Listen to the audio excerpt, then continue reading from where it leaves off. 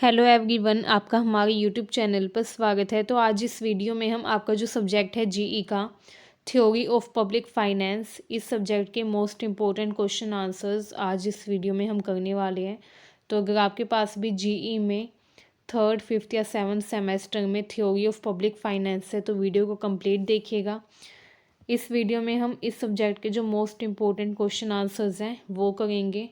सारी यूनिट्स के जो इम्पोर्टेंट क्वेश्चन एग्ज़ाम में आ सकते हैं वो क्वेश्चन आंसर्स इस वीडियो में हम डिस्कस करेंगे। तो आइए स्टार्ट करते हैं without any delay. Before starting, अगर आपने अब तक हमारे चैनल को सब्सक्राइब नहीं किया है तो कर लीजिए ताकि आने वाली हर वीडियो की अपडेट आपको टाइम से मिल सके। तो आइए स्टूडेंट स्टार्ट करते हैं। तो फर्स्ट क्वेश्चन आता है, राज्य के वित्तीय कार्यों का विस्तार से विश्लेषण करिए। राज्य के वित्तीय कार्य क्या होते हैं, ठीक है, एंड क्या आधुनिक राज्य केवल न्यूनतम राज्य तक सीमित है, ये इसमें हमें बताना है। तो आइए देखते हैं। सबसे पहले देखते हैं राज्य के वित्तीय कार्य क्या होते हैं। किसी भी आधुनिक राज्य की अर्थव्यवस्था में वित्तीय नीतियाँ काफ़ी महत्वपूर्ण होती हैं। आधुनिक समय में हम देखते हैं कोई भी राज्य जो है वो क्या करता है, कुछ वित्तीय नीतियाँ बनाता है, कुछ फाइनेंशियल पॉलिसीज़ बनाते हैं, ठीक है, ताकि उसकी राज्य की जो अर्थव्यवस्था है वो भी ज़्यादा विकसित हो। एंड ये सबसे महत्वपूर्ण भूमिका निभाती है जो नीतियाँ होती हैं वो राज्य के विकास में, ठीक है। ये जो वित्तीय नीतियाँ होती है राज्य के विकास में बहुत ही महत्वपूर्ण भूमिका निभाती हैं। राज्य अपने उद्देश्यों की पूर्ति के लिए राजस्व एकत्र करता है, मतलब लोगों से टैक्स कलेक्ट करता है, फिर उसको खर्च करता है लोगों के ऊपर ही, ठीक है, लोगों की मदद के लिए, लोगों को सेवाएं प्रदान कराने के लिए, ठीक है। जैसे सड़कें बनाएगा, जो सरकार है वही तो बनाती है, सड़कें बनाती है, एंड सड़क पर जो लाइट्स है वो लगवाती है, मतलब कि जो भी कुछ लोगों के लिए ज़रूरी है वो सारी सेवाएं उन्हें मुहैया करवाती हैं। इसके अलावा संसाधनों का पुनर्वितरण भी राज्य ही करता है, मतलब कि संसाधनों को फिर से वितरित करता है लोगों के बीच में ताकि इक्वल डिस्ट्रीब्यूशन हो, ताकि असमान वितरण ना हो। क्योंकि अगर संसाधनों का असमान वितरण होगा तो संसाधनों को वो लोग जिनके पास बहुत ज़्यादा संसाधन होंगे वो उनकी कीमत नहीं समझेंगे और संसाधनों को बर्बाद करेंगे, ठीक है, वेस्ट करेंगे। तो इसलिए संसाधनों का पुनर्वितरण बहुत ज़रूरी है। पुनर्वितरण ऐसे किया जाए कि हर व्यक्ति को समान रूप से संसाधन प्राप्त हो सके। ऐसा ना हो किसी व्यक्ति के पास तो बहुत ज़्यादा संसाधन है, किसी के पास है ही नहीं, ठीक है। तो राज्य जो है वही संसाधनों का पुनर्वितरण भी करता है। इन्हीं कार्यों को राज्य के वित्तीय कार्य यानी कि फाइनेंशियल या फिस्कल फंक्शन कहा जाता है, ठीक है। राज्य के वित्तीय कार्य मतलब फिस्कल फंक्शन ऑफ स्टेट। अब इसमें क्या क्या शामिल है, कौन कौन से राज्य के कार्य होते हैं, कौन कौन से राज्य के वित्तीय कार्य होते हैं, ये देखते हैं। सबसे पहले आता है संसाधनों का आवंटन, अलोकेशन ऑफ रिसोर्सेज। राज्य जो है क्या करता है, समाज के संसाधनों को आवंटित करता है, ठीक है। समाज के जो संसाधन है उनको लोगों के बीच में पुनर्वितरित करता है, बांटता है, एंड प्रयास करता है कि समान वितरण हो, ठीक है। राज्य जो है ये संसाधनों के समान वितरण का प्रयास करता है एंड संसाधनों का ऐसा आवंटन करता है जिससे सार्वजनिक आवश्यकताओं की पूर्ति हो, मतलब कि हर व्यक्ति की आवश्यकताएं पूरी हो। कोई भी व्यक्ति ऐसा ना रहे, ऐसा ना बचे जिसकी आवश्यकताएं पूरी ना हो पाए, ठीक है। तो ये ऐसे संसाधनों का आवंटन करता है कि सार्वजनिक आवश्यकताओं की पूर्ति हो, हर व्यक्ति की आवश्यकताएं पूरी हो, बाजार विफलता को सुधारा जा सके, मतलब कि मार्केट को फेल होने से बचाया जा सके। इसका प्रयास भी सरकार ही करती है, ठीक है, संसाधनों के आवंटन के जरिए। अब सार्वजनिक वस्तुओं की आपूर्ति करती है सरकार। सार्वजनिक वस्तुएं मतलब कि पब्लिक गुड्स जो हैं वो भी हमें कौन प्रोवाइड करवाता है, सरकार प्रोवाइड करवाती है, ठीक है। जैसे सरकार जो है वो रक्षा करती है हम सबकी, हर व्यक्ति की जो भी समाज में रह गए, ठीक है, उनको रक्षा से संबंधित सुविधाएं प्रदान करवाती है। अगर कोई हमें परेशान करता है, ठीक है, या कोई मारपीट करता है तो हम अपनी रक्षा के लिए सरकार से मदद मांग सकते हैं, ठीक है, सरकारी संस्थाओं में जाकर, पुलिस स्टेशन में जाकर, ठीक है। ऐसे ही जो सरकार है वो क्या करती है, कानून व्यवस्था बनाती है, ठीक है, कानून व्यवस्था को दृढ़ बनाती है, नए कानून बनाती है, नई नीतियाँ लेकर आती है, सड़कें निर्मित करवाती है, शिक्षा सुविधाएं लोगों को प्रदान करती है, स्वास्थ्य सुविधाएं लोगों को प्रदान करती है। तो इस तरीके से सार्वजनिक वस्तुओं की आपूर्ति भी सरकार ही करती है, राज्य करता है, ठीक है। बाह्यताओं का समाधान करती है, जैसे प्रदूषण को नियंत्रित करती है और टीकाकरण के जरिए बीमारियों को रोकने का प्रयास करती है। निजी क्षेत्र द्वारा उपेक्षित क्षेत्रों में राज्य का हस्तक्षेप, केवल बाजार तंत्र इन कार्यों को कुशलता से नहीं कर सकता। ठीक है, कई बार क्या होता है, निजी क्षेत्र के द्वारा उपेक्षित क्षेत्र जो है उनमें राज्य का हस्तक्षेप होता है। ठीक है, मतलब कि वो क्षेत्र जहाँ पे निजी क्षेत्र शामिल नहीं है वहाँ पर राज्य जो है वो हस्तक्षेप करता है। ठीक है, जैसे जो हैवी गुड्स है वो निजी क्षेत्र नहीं बनाता, तो वो राज्य जो है वो निर्मित करता है। ठीक है, जो हैवी गुड्स होते हैं जैसे मशीनरी या जो बड़े बड़े गुड्स होते हैं, ठीक है, वो सब केवल बाजार तंत्र इन कार्यों को कुशलता से नहीं कर सकता, इसके लिए हमें मदद चाहिए राज्य की भी। ठीक है, नेक्स्ट आता है आय और संपत्ति का पुनर्वितरण। संसाधनों का आवंटन तो करता ही है राज्य, अब आय और संपत्ति का भी पुनर्वितरण करता है। राज्य का उद्देश्य है समाज में आर्थिक असमानताओं को कम करना। ठीक है, एंड इसके लिए वो क्या करता है, प्रगतिशील कर प्रणाली अपनाता है। प्रगतिशील कर प्रणाली क्या होती है, दो तरीके के टैक्सेशन होते हैं, प्रोग्रेसिव और रिग्रेसिव। ठीक है, प्रोग्रेसिव क्या होता है, प्रोग्रेसिव का मतलब होता है कि अगर आपकी इनकम बढ़ेगी तो आपको टैक्स भी ज़्यादा देना पड़ेगा, जितनी ज़्यादा इनकम उतना ज़्यादा टैक्स बढ़ता जाएगा। ठीक है, तो प्रगतिशील कर प्रणाली जो होती है इसमें टैक्स जो है ये सेम नहीं होता सबके लिए। ठीक है, मतलब जो टैक्स रेट है कि आपको कितना टैक्स पे करना है सरकार को, वो इक्वल नहीं होता, वो सेम नहीं होता हर व्यक्ति के लिए। ठीक है, जिसकी इनकम कम है उसको कम टैक्स देना पड़ता है, जिसकी इनकम ज़्यादा है उसको ज़्यादा टैक्स देना पड़ता है। तो ये होता है प्रोग्रेसिव टैक्सेशन। एक होता है रिग्रेसिव टैक्सेशन। रिग्रेसिव टैक्सेशन में क्या होता है कि टैक्स रेट जो है सेम कर दिया जाता है, टैक्स रेट जो है फिक्स कर दिया जाता है, हर व्यक्ति को उतना ही टैक्स देना है, चाहे उसकी इनकम कम हो या ज़्यादा हो। ठीक है, तो होता है रिग्रेसिव। तो जो सरकार है वो क्या करती है, प्रगतिशील कर प्रणाली अपनाती है ताकि आर्थिक असमानताएं कम हो। ठीक है, क्योंकि अगर मान लीजिए कोई व्यक्ति है वो 10,000 कमा रहा है, एक व्यक्ति है वो 50,000 कमा रहा है और दोनों सेम टैक्स पे कर रहे हैं, ठीक है, तो इससे क्या होगा, आर्थिक असमानता बढ़ेगी कम होने की बजाय। तो इसलिए प्रगतिशील कर प्रणाली सरकार अपनाती है इसमें ताकि आर्थिक असमानता कम हो। सब्सिडी और सामाजिक सुरक्षा योजनाएं लोगों को देती है। ठीक है, गरीबी उन्मूलन कार्यक्रम बनाती है, गरीबी को ख़त्म करने के लिए कार्यक्रम बनाती है, जैसे मनरेगा, खाद्य सुरक्षा। ठीक है, ये कार्य सामाजिक न्याय को बढ़ावा देते हैं। ठीक है, सोशल जस्टिस को ये बढ़ावा देते हैं। लोगों को, गरीब लोगों को सब्सिडी भी देती है सरकार, सामाजिक सुरक्षा योजनाएं बनाती है। ठीक है, गरीबी को भी ख़त्म करने का प्रयास करती है। नेक्स्ट आता है आर्थिक स्थिरता। जो सरकारें क्या करती है, आर्थिक स्थिरता बनाए रखने का प्रयास करती हैं। राज्य जो है ये अर्थव्यवस्था में मंदी, महंगाई, बेरोजगारी जैसी समस्याओं को नियंत्रित करने का प्रयास करता है। कई बार क्या होता है, मंदी हो जाती है, कई बार महंगाई हो जाती है, कई बार बेरोजगारी बढ़ जाती है, तो इन स्थितियों को, इन समस्याओं को नियंत्रित करने का प्रयास राज्य करता है ताकि आर्थिक स्थिरता बनी रहे। ठीक है, कैसे करता है इनको नियंत्रित, इसका साधन क्या है, राजकोषीय नीति। ठीक है, जैसे अगर मंदी हो जाए तो सरकारी व्यय में क्या कर देगा, कटौती कर देगा। ठीक है, कर दरों में परिवर्तन कर देगा। मान लीजिए मंदी हो जाए तो क्या करेगा, कर जो है मतलब टैक्स रेट जो है वो कम कर देगा। ठीक है, जो राज्य है वो, ताकि लोगों पर बर्डन ना पड़े।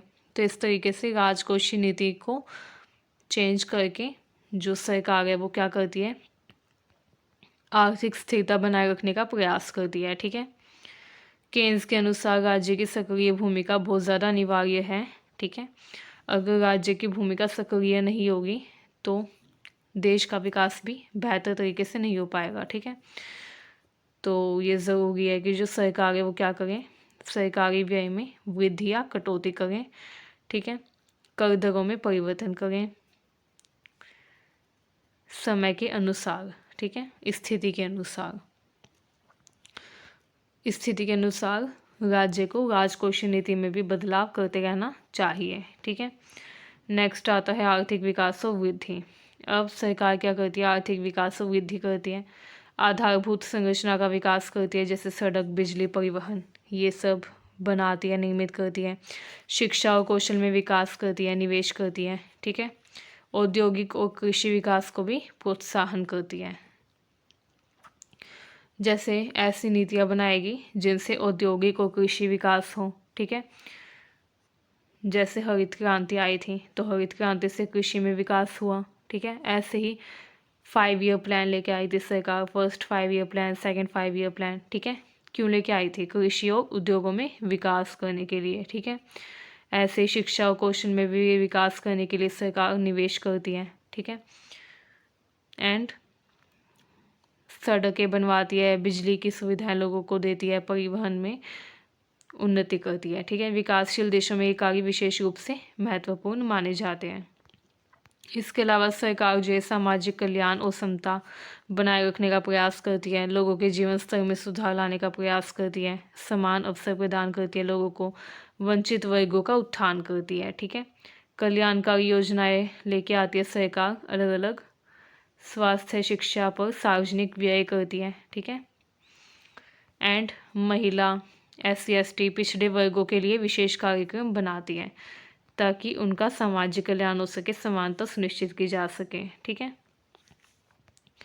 तो ये भी सरकार की फिस्कल ड्यूटी है, वित्तीय कार्य है सरकार के, राज्य के, ठीक है। अब इसका ही सेकंड पार्ट था इसी क्वेश्चन का कि क्या आधुनिक राज्य केवल न्यूनतम राज्य तक सीमित है, तो नहीं, ऐसा नहीं है, ठीक है।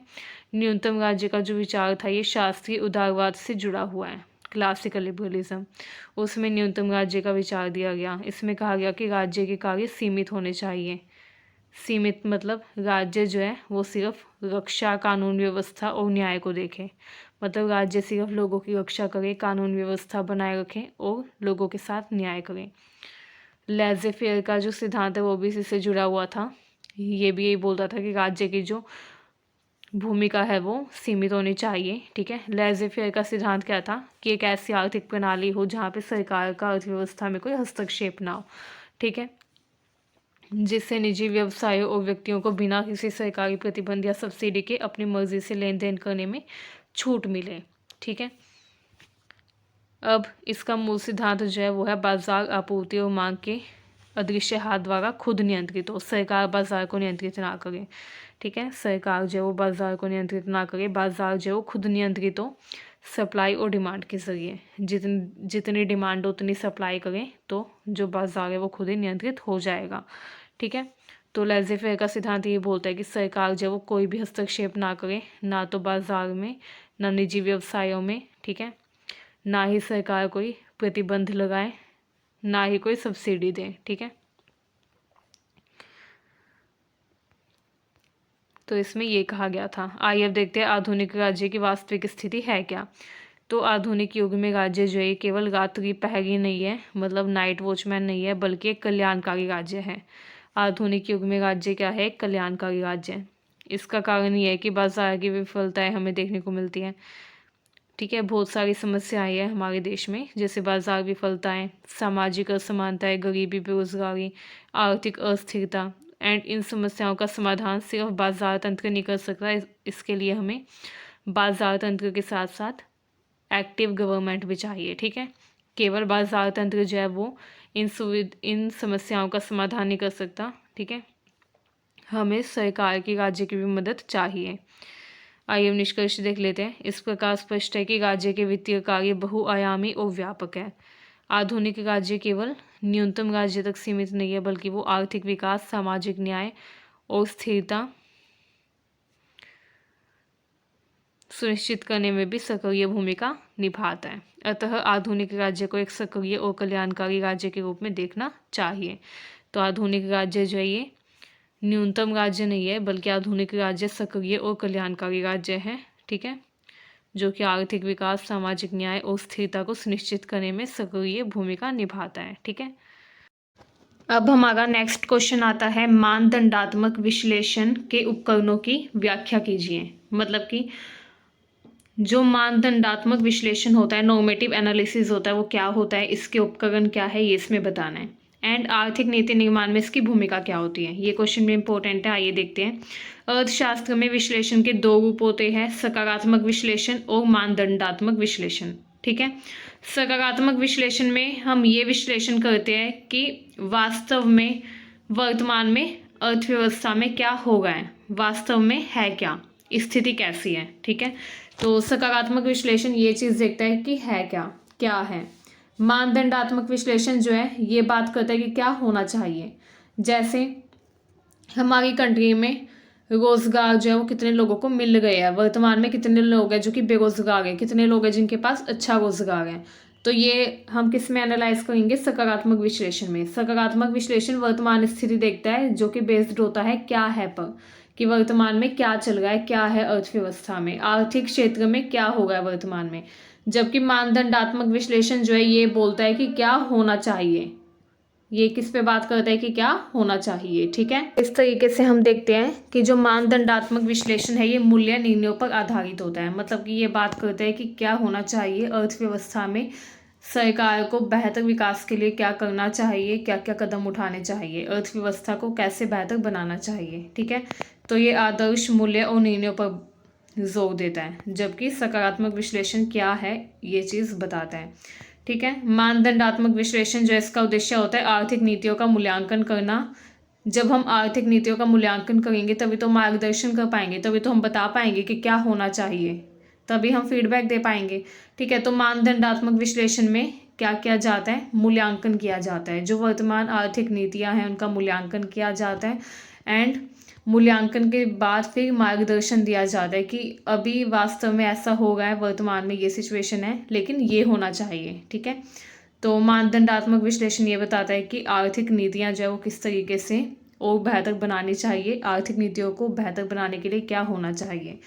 मानदंडात्मक विश्लेषण के प्रमुख उपकरण क्या है, तो पहले आता है मूल्य निर्णय। मतलब ये तय करता है कि कौन सी स्थिति अच्छी है या कौन सी बुरी। ठीक है,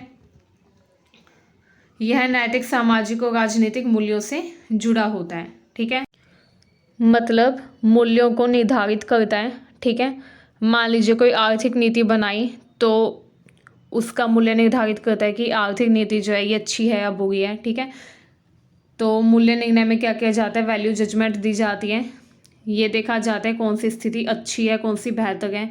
ये नैतिक, सामाजिक और राजनीतिक मूल्यों से जुड़ा होता है। ठीक है, ये किससे जुड़ा होता है, नैतिक, सामाजिक और राजनीतिक मूल्यों से। ठीक है, उदाहरण के लिए गरीबी कम करना विकास से अधिक महत्वपूर्ण है या नहीं, यह एक मानदंडात्मक प्रश्न है। जैसे लोग बोलते हैं कि गरीबी कम करनी चाहिए, तो क्या ये ज़रूरी है या नहीं, तो ये भी एक मानदंडात्मक प्रश्न है, क्योंकि ये बताता है कि क्या होना चाहिए। हाँ, गरीबी कम होनी चाहिए, तो ये एक मानदंडात्मक विश्लेषण पर आधारित प्रश्न हो जाएगा। बिना मूल्य निर्णय के नीति निर्माण संभव नहीं है। सबसे पहले मूल्य निर्णय लिया जाता है, कौन सी जो वैल्यूज़ है वो हमें ऐड करनी है। ठीक है, अपनी सोसाइटी को बेहतर बनाने के लिए। नेक्स्ट आता है सामाजिक कल्याण फलन। इसमें क्या होता है, समाज के कुल कल्याण को मापने का प्रयास किया जाता है। ठीक है, विभिन्न व्यक्तियों की उपयोगिता को जोड़कर सामाजिक कल्याण का अनुमान लगाया जाता है। पहले देखा जाता है कि जो लोग हैं उनकी उपयोगिता क्या है। ठीक है, फिर विभिन्न व्यक्तियों की उपयोगिता को जोड़कर उनके सामाजिक कल्याण का अनुमान लगाया जाता है। दो प्रमुख अर्थशास्त्री थे, बर्गसन और सैमुअलसन। उन्होंने बताया कि कौन सी नीति समाज के लिए लाभकारी हो सकती है, तो उन्होंने ये बताया था। ठीक है, इसमें यही कहा जाता है कि सोशल वेलफेयर करना है, social welfare function main function है स्टेट का। ठीक है, एंड समाज के कुल कल्याण को बढ़ाने का प्रयास करना है, जितने भी लोग हैं उनकी उपयोगिता को जोड़ना है। हर व्यक्ति के अंदर कुछ ना कुछ टैलेंट होता है, तो हर व्यक्ति के टैलेंट को यूटिलाइज करना है ताकि समाज में बेहतर विकास हो सके। ठीक है, नेक्स्ट आता है पारेटो मानदंड। ठीक है, इसमें क्या होता है, ये होता है कि यदि किसी परिवर्तन से किसी की स्थिति बेहतर हो और किसी की स्थिति खराब ना हो तो वो परिवर्तन पारेटो सुधार कहलाता है। मान लीजिए कोई नियम बनाया गया सरकार के द्वारा, उस नियम से किसी व्यक्ति की स्थिति बेहतर हुई एंड किसी की भी स्थिति खराब नहीं हुई, तो उसको कहा जाता है पारेटो सुधार। ठीक है, इसकी सीमाएं क्या है, ये असमानता की समस्या को नज़रअंदाज करता है। ये बोलता है असमानता हो गई है तो कोई बात नहीं। ठीक है, किसी की तो स्थिति बेहतर होनी चाहिए। ठीक है, किसी की स्थिति बेहतर हो लेकिन दूसरे की स्थिति जर्स पर कोई फ़र्क ना पड़े, दूसरे की स्थिति खराब ना, तो कोई दिक्कत नहीं है, ठीक है। जितने लोगों की स्थिति हम सुधार सकते हैं उतने लोगों की स्थिति सुधारने का प्रयास करना चाहिए। तो ये असमानता की समस्या को नज़रअंदाज करता है। ये इस चीज़ पर बात नहीं करता कि हर व्यक्ति जो है उसकी समान स्थिति होनी चाहिए। ये बस इस चीज़ पर जोर देता है कि एक व्यक्ति की अगर स्थिति बेहतर हो गई है तो ज़रूरी नहीं है कि हर व्यक्ति की स्थिति बेहतर करने की कोशिश की जाए, ठीक है। बस ये सुनिश्चित करना है कि हमारी किसी काम से दूसरे की स्थिति बुरी ना हो, खराब ना हो, ठीक है। ये व्यावहारिक नीतियों में सीमित उपयोग होता है, तो ये इसकी सीमाएं हैं, ठीक है। नेक्स्ट आता है कार्डो हिक्स क्षतिपूर्ति मानदंड। अब ये क्या है, इसमें कहा जाता है कि मान लीजिए कोई व्यक्ति है जो लाभ पाने वाला है, मान लीजिए लाभ पाने वाला व्यक्ति हानि उठाने वालों को क्षतिपूर्ति दे सके तो नीति स्वीकार्य मानी जाती है। जैसे सरकार जर्स की कई नीतियाँ होती है जो कि कुछ लोगों के लिए हानिकारक होती है। जैसे मान लीजिए नदी के पास बांध बनवाना है, ठीक है। मान लीजिए बांध का निर्माण करवाना है तो सरकार को क्या करना पड़ेगा, वहाँ पे जो लोग रहते हैं उनको हटाना पड़ेगा उस जगह से, ठीक है। तो लाभ किसका होगा इसमें, लाभ तो खैर सबका होगा, बट नुकसान किसका होगा, उन लोगों का जो वहाँ पे रह गए हैं, ठीक है। तो अगर सरकार वो लोग जो कि वहाँ पे रह गए हैं उनको कुछ क्षतिपूर्ति दे दे उनकी हानि के लिए, जो उनकी हानि हुई है, उनको घर से निकाला जा रहा है, तो उसके लिए अगर सरकार उनको कुछ क्षतिपूर्ति दे सके तो वो नीति स्वीकार्य मानी जाती है, ठीक है। ये था कार्डो हिक्स क्षतिपूर्ति मानदंड कि अगर आपको लाभ मिल रहा है एंड सामने वाले को आपके लाभ से हानि हो गई है तो आप उसको कुछ क्षतिपूर्ति दे दो तो वो नीति आपकी स्वीकार्य मानी जाएगी, ठीक है। ये बड़े सार्वजनिक परियोजनाओं के मूल्यांकन में उपयोगी होती है, जैसे बांध बनवाना हो, सड़क बनवानी हो, ठीक है। नेक्स्ट आता है समानता का सिद्धांत। आय, अवसर और संसाधनों का न्याय संगत वितरण इसमें शामिल है, ठीक है। आय, अवसर और संसाधनों का न्याय संगत वितरण होना चाहिए, हर व्यक्ति को समान रूप से ये सब मिलना चाहिए। क्षैतिज समानता और ऊर्ध्व समानता दोनों होनी चाहिए, ठीक है। कर नीति और सब्सिडी निर्धारण में भी ये महत्वपूर्ण होता है।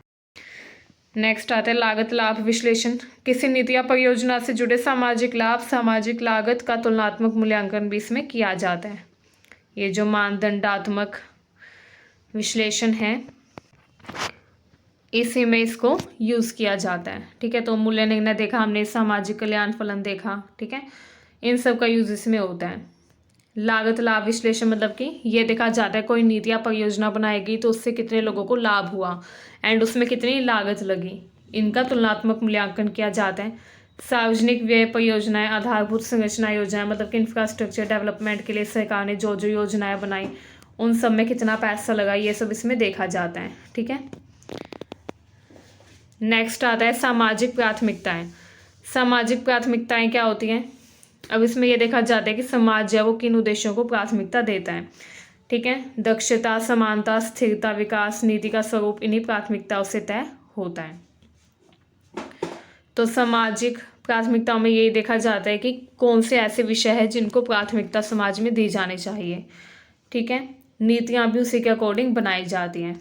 जैसे कुछ विषय है, कुछ चीज़ें हैं जिनको प्राथमिकता मिलनी चाहिए, जैसे दक्षता, समानता, ठीक है, स्थिरता और विकास, इन सबको प्राथमिकता दी जानी चाहिए एंड इन्हीं के अकॉर्डिंग नीति भी बननी चाहिए।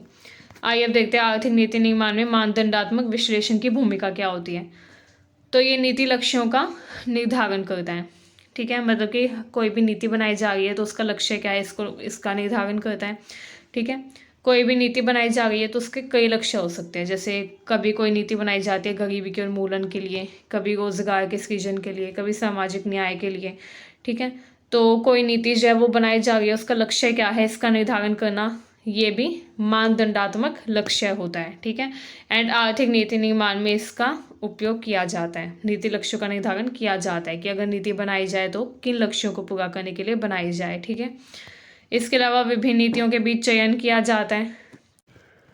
नेक्स्ट आता है विभिन्न नीतियों के बीच चयन। अब जो सरकार है वो चयन करती है विभिन्न नीतियों के बीच में, जैसे कि अधिक कर लिया जाए या अधिक व्यय किया जाए। सरकार देखती है कि सरकार को लोगों से ज़्यादा टैक्स लेना चाहिए या लोगों के ऊपर ज़्यादा स्पेंड करना चाहिए।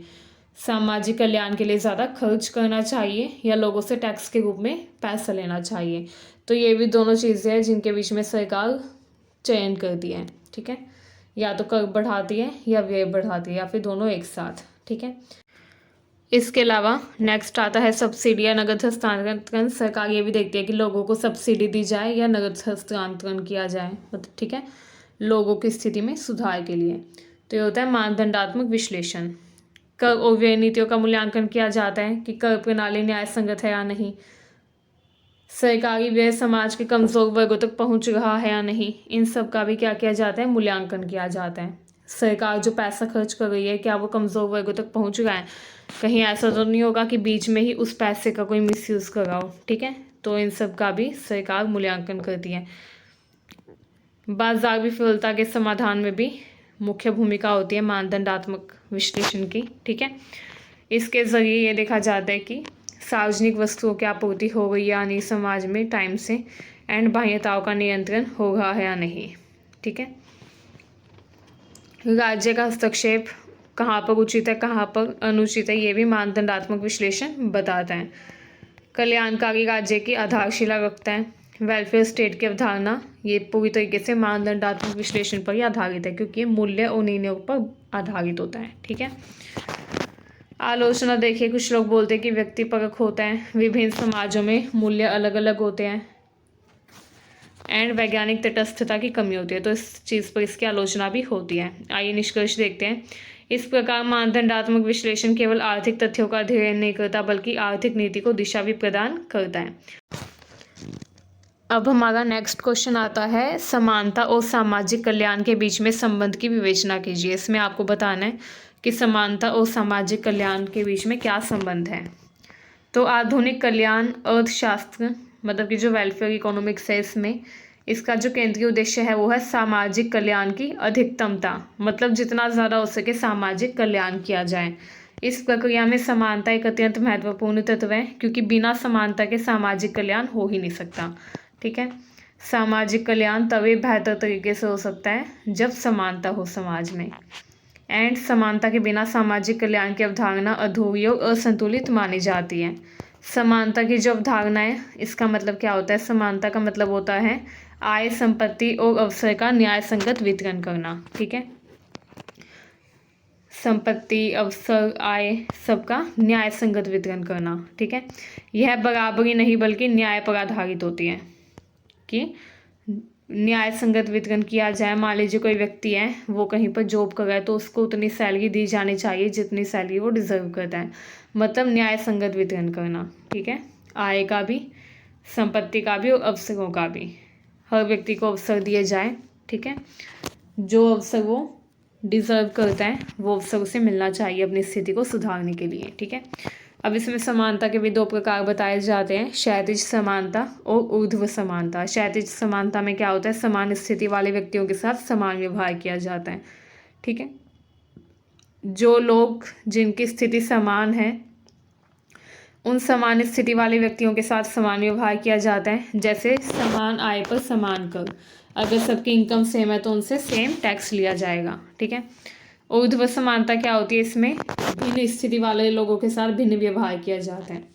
उच्च आय पर अधिक कर लिया जाता है, जिनकी इनकम ज़्यादा है उनसे ज़्यादा कर लिया जाता है। ठीक है, मतलब कि इसमें प्रगतिशील कर होता है, प्रोग्रेसिव टैक्स होता है, जिसकी इनकम ज़्यादा होगी उसको उतना ज़्यादा टैक्स देना होगा। ठीक है, ये होती है ऊर्ध्व समानता।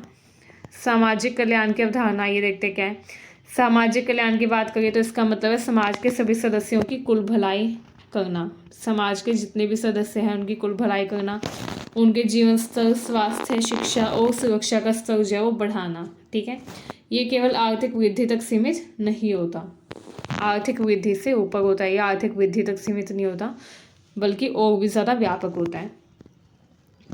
इसमें जीवन स्तर की भी बात होती है कि लोगों का जीवन स्तर भी सुधरे, स्वास्थ्य, शिक्षा और सुरक्षा का स्तर भी विकसित हो। समानता और सामाजिक कल्याण के बीच संबंध क्या है, तो समानता जो है सामाजिक कल्याण की आधारशिला मानी जाती है। ठीक है, मतलब समानता सामाजिक कल्याण का बेस है, हम बोल सकते हैं। अत्यधिक असमान समाज में सामाजिक असंतोष बढ़ता है। वो समाज जहाँ पे बहुत ज़्यादा असमानता हो वहाँ पे क्या होता है, सामाजिक असंतोष भी बढ़ता है। अगर आप जहाँ पे रह गए वहाँ पे बहुत ज़्यादा असमानता होगी, ठीक है, एंड असमान व्यवहार भी किया जाएगा, भेदभाव किया जाएगा, तो इससे क्या होगा, सामाजिक असंतोष तो बढ़ेगा, ठीक है, एंड गरीबी और बहिष्करण भी इससे बढ़ता है, ठीक है। अगर असमानता होगी समाज में तो सभी लोगों को समान अवसर नहीं मिलेंगे, सभी लोगों को अगर समान अवसर और समान रोजगार नहीं मिलेंगे तो क्या होगा, गरीबी बढ़ेगी, ठीक है, गरीबी बढ़ेगी और फिर क्या होगा, उन लोगों को बहिष्करण झेलना होगा। असमानता अगर दूसरे लोग उनके साथ करेंगे, अगर दूसरे लोग उनके साथ भेदभाव करेंगे तो उनको बहिष्कृत महसूस होगा एंड उनके अंदर सामाजिक असंतोष बढ़ेगा, ठीक है, एंड इससे क्या होगा, सामाजिक कल्याण जो वो नहीं हो पाएगा। तो इसलिए ज़रूरी है कि समानता आए समाज में, समानता आएगी तभी सामाजिक कल्याण होगा, ठीक है, अगर समानता नहीं होगी तो सामाजिक कल्याण भी नहीं हो सकता। समानता बढ़ने से ही सामाजिक कल्याण में वृद्धि होती है। नेक्स्ट है आय का पुनर्वितरण और कल्याण। नेक्स्ट आता है आय का पुनर्वितरण और कल्याण, मतलब आय का पुनर्वितरण किया जाए, इससे भी लोगों का कल्याण होगा। कर और सब्सिडी के माध्यम से गरीब वर्गों की उपयोगिता बढ़ती है। अगर गरीब लोगों को सब्सिडी दी जाए तो क्या होता है, उनकी हेल्प होती है, उन पर जो बर्डन है, फाइनेंशियल बर्डन, वो कम होता है सब्सिडी मिलने पर, एंड उनकी उपयोगिता भी बढ़ती है, ठीक है। इसके अलावा सामाजिक कल्याण में भी इससे सुधार होता है, ठीक है। अब इसमें कल्याणकारी राज्य की अवधारणा भी दी जाती है, ठीक है, मतलब ये कहा जाता है कि राज्य का जो उद्देश्य है वो सिर्फ वृद्धि करना नहीं है बल्कि समावेशी विकास करना है। शिक्षा, स्वास्थ्य, सामाजिक सुरक्षा, समानता और कल्याण दोनों को बढ़ाने पर जोर दिया जाता है, ठीक है, इसमें कि शिक्षा, स्वास्थ्य, सामाजिक सुरक्षा, समानता और कल्याण दोनों बढ़ाए जाए, ठीक है, क्योंकि जब शिक्षा, स्वास्थ्य, सामाजिक सुरक्षा, समानता और कल्याण बढ़ाए जाएंगे तभी राज्य जो है उसमें समावेशी विकास होगा, ठीक है। समावेशी विकास मतलब कि हर व्यक्ति का विकास, किसी के भी साथ भेदभाव ना किया जाए, किसी भी आधार पर, जाति, धर्म, लिंग के आधार पर किसी के साथ भेदभाव ना किया जाए, एंड यही राज्य का उद्देश्य है। कल्याणकारी राज्य जो उसका भी यही उद्देश्य है कि सिर्फ आर्थिक वृद्धि नहीं करनी बल्कि समावेशी विकास भी करना है, ठीक है। अब समानता की उपेक्षा करने के दुष्परिणाम क्या होते हैं, तो समानता की उपेक्षा करने के कुछ दुष्परिणाम भी होते हैं, जैसे सामाजिक तनाव बढ़ता है, ठीक है।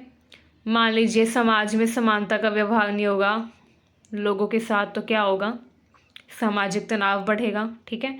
आर्थिक अस्थिरता आती है, मतलब कि फाइनेंशियल इंस्टेबिलिटी, एंड लोकतांत्रिक संस्थाओं पर भी दबाव बढ़ता है, ठीक है।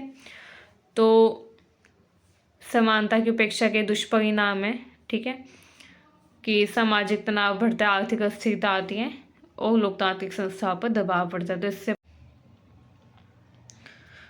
आइए अब देखते हैं भारतीय संदर्भ में समानता और सामाजिक कल्याण क्या है। तो भारत में समानता बनाए रखने के लिए प्रोग्रेसिव टैक्स सिस्टम अपनाया गया है, मतलब कि प्रगतिशील कर प्रणाली, मतलब जिसकी इनकम ज़्यादा होगी उसको ज़्यादा टैक्स देना होता है, जिसकी इनकम कम हो उसको कम टैक्स देना होता है, ठीक है। तो हालांकि टैक्स सिस्टम में समानता नहीं है लेकिन ऐसा इसलिए किया गया ताकि सामाजिक कल्याण हो सके। अगर जो गरीब लोग हैं उनसे भी उतना ही टैक्स लिया जाएगा जितना अमीरों से लिया जाएगा तो ये अन्याय होगा, ये नाइंसाफ़ी होगी, ठीक है। तो भारत में प्रगतिशील कर प्रणाली है, इसमें समानता नहीं है, क्योंकि समानता होगी तो सामाजिक कल्याण नहीं हो पाएगा, ठीक है। सब्सिडी और सामाजिक योजनाएं बनाई जाती हैं, लोगों को सब्सिडी दी जाती है, ठीक है, ताकि सामाजिक कल्याण हो सके। शिक्षा और स्वास्थ्य में भी सार्वजनिक निवेश सरकार के द्वारा किया जाता है। ये सभी सामाजिक कल्याण को बढ़ाने के साधन है, ठीक है। इन सबसे क्या होता है, सामाजिक कल्याण बढ़ता है। आइए अब निष्कर्ष देखते हैं। इस प्रकार ये स्पष्ट है कि समानता और सामाजिक कल्याण एक दूसरे के पूरक है, बिना समानता के सामाजिक कल्याण संभव नहीं है। अगर आप चाहते हैं सामाजिक कल्याण करना तो समानता ज़रूरी है, और बिना समानता के सामाजिक कल्याण नहीं हो सकता, ठीक है, और बिना कल्याण के समानता का कोई अर्थ नहीं है, ठीक है। तो दोनों एक दूसरे से जुड़े हुए हैं। अतः आधुनिक आर्थिक नीति का उद्देश्य होना चाहिए दक्षता और समानता के बीच संतुलन स्थापित करके सामाजिक कल्याण की अधिकतमता लाना, ठीक है। मतलब दक्षता और समानता के बीच संतुलन बनाना और सामाजिक कल्याण को अधिकतम बनाना। ठीक है, अब हमारा नेक्स्ट क्वेश्चन आता है, कर भार से आप क्या समझते हैं? कर भार के निर्धारण को प्रभावित करने वाले कारक कौन कौन से हैं? तो कर भार मतलब कि टैक्स बर्डन। जब सरकार किसी वस्तु, सेवा या आय पर कर लगाती है तो उसका वास्तविक बोझ किस पर और कितना पड़ता है, यही डिसाइड करता है, यही निर्धारित करता है कि कर भार कितना है। ठीक है, कर भार का मतलब है कि सरकार किसी वस्तु पर, सेवा पर या किसी व्यक्ति की आय पर जो टैक्स लगा रही है, उस टैक्स से उस व्यक्ति के ऊपर कितना बर्डन पड़ गया है, कितना बोझ पड़ गया है। ठीक है, कानूनी रूप से कर कौन देता है और वास्तव में आर्थिक बोझ कौन उठाता है, इन दोनों में अंतर है। टैक्स पे करना एक अलग चीज़ है और टैक्स का बर्डन उठाना एक अलग चीज़ है। टैक्स बर्डन जो है ये नेगेटिव हो जाता है, टैक्स पे करना पॉजिटिव हो जाता है। टैक्स पे का मतलब है कि हमारे पास पैसे हैं एंड उन पैसों से हमारा गुजारा भी अच्छे से चल रहा है और हम टैक्स भी सरकार को अच्छे से दे पा रहे हैं। जबकि टैक्स बर्डन क्या होता है कि हमारी इनकम कम है एंड फिर भी सरकार इतना टैक्स ले रही है। ठीक है, और फिर हमारे ऊपर बोझ बना हुआ है। टैक्स पे करने की वजह से हम डेली लाइफ की जो हमारी ज़रूरत है उनको पूरा नहीं कर पा रहे बेहतर तरीके से, तो वो होता है टैक्स बर्डन। ठीक है, अब टैक्स बर्डन जो है ये कर भार यानी कि कर बोझ भी बोल सकते हैं इसको। ये वो वास्तविक आर्थिक बोझ है जो कि कर लगने के बाद उपभोक्ता, उत्पादक, श्रमिक या पूंजीपति में से किसी एक या अनेक पर पड़ता है। ठीक है, कर भार जो है किस पर पड़ता है? कर भार कर लगने के बाद या तो उपभोक्ता पर पड़ता है या फिर उत्पादक पर या श्रमिक या पूंजीपति पर। ठीक है, अब इसे कर घटना यानी कि टैक्स इंसिडेंस भी कहा जाता है। कर भार के जो निर्धारण है उसको प्रभावित करने वाले कारक कौन से हैं, ये भी इम्पोर्टेंट है। आइए देखते हैं। सबसे पहले आता है इलास्टिसिटी ऑफ डिमांड, मतलब मांग की लोच। यदि मांग अलोचीय है तो इसका जो कर भार होगा वो उपभोक्ता पर पड़ेगा।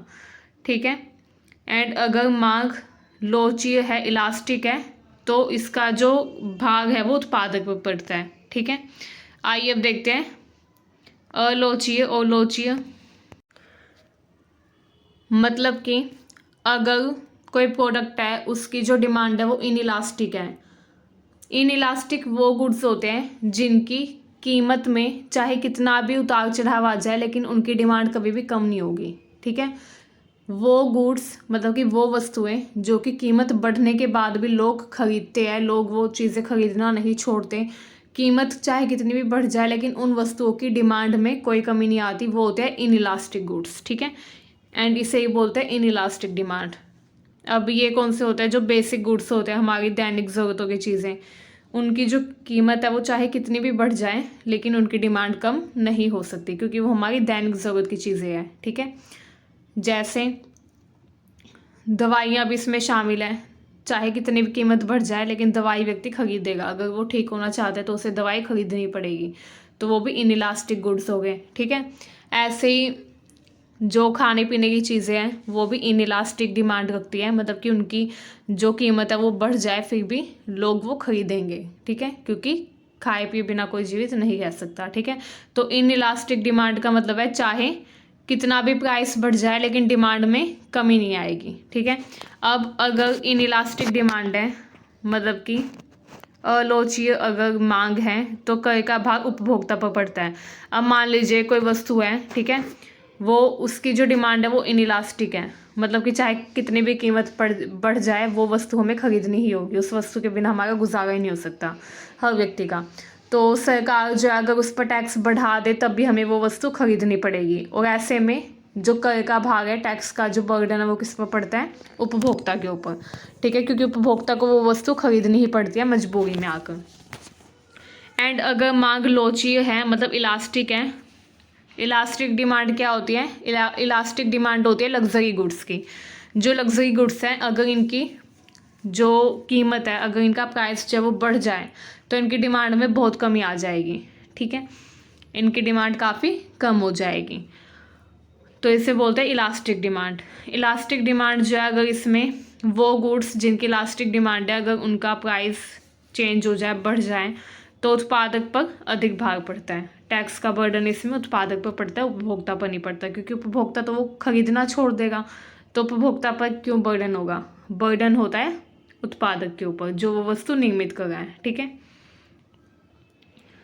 अब उदाहरण के लिए नमक, दवाइयाँ, इन पर उपभोक्ता अधिक कर चुकाते हैं। ठीक है, क्योंकि ये डेली ज़रूरत की चीज़ें हैं एंड इनके बिना कोई व्यक्ति नहीं रह सकता। ठीक है, नमक के बिना कोई व्यक्ति जीवित नहीं रह सकता, नमक हर व्यक्ति खाने में डालता है।